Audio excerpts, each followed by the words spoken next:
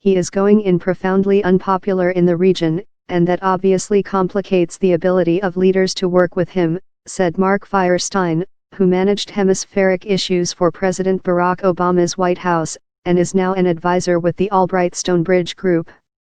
The visit is stirring nostalgia for Obama, the Republican president's Democratic predecessor, a Peruvian diplomat said.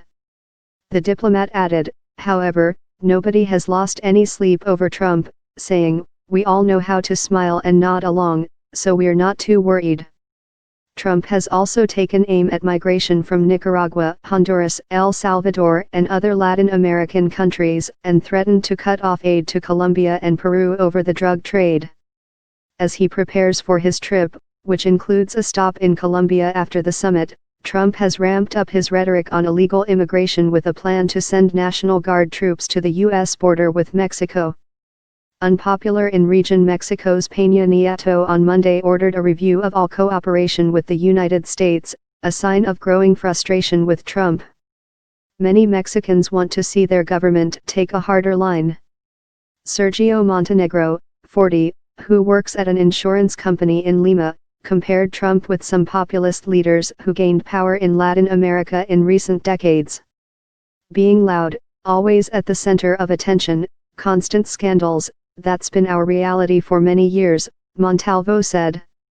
The United States isn't respected as much now. Before, whatever Americans said seemed to be the right thing, the voice of reason.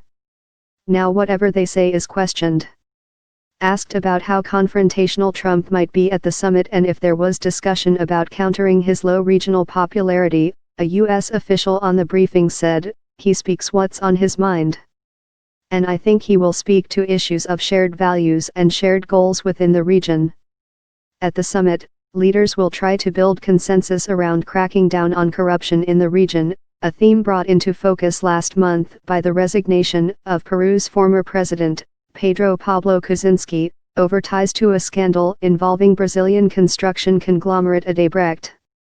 Republican Senator Marco Rubio is set to meet with Trump on Wednesday before the trip to urge more humanitarian aid for Venezuelans, tougher financial and economic sanctions on Maduro, and to lay the groundwork for an international cooperative effort to rebuild post-Maduro Venezuela after free, fair, and open elections are held, an aide said. The United States, a major buyer of Venezuelan oil, has weighed ramping up economic sanctions. A U.S. official told reporters last week that no decisions were imminent but could be made over the next several months. At the summit, diplomats from countries critical of Maduro might formally condemn the election and discuss ways to help Venezuelan migrants, according to a source at Argentina's foreign ministry. Such a statement would be unprecedented, said Ana Rose Quintana, an analyst with the Conservative Heritage Foundation in Washington. The statement would be the groundwork for additional sanctions later on, Quintana said.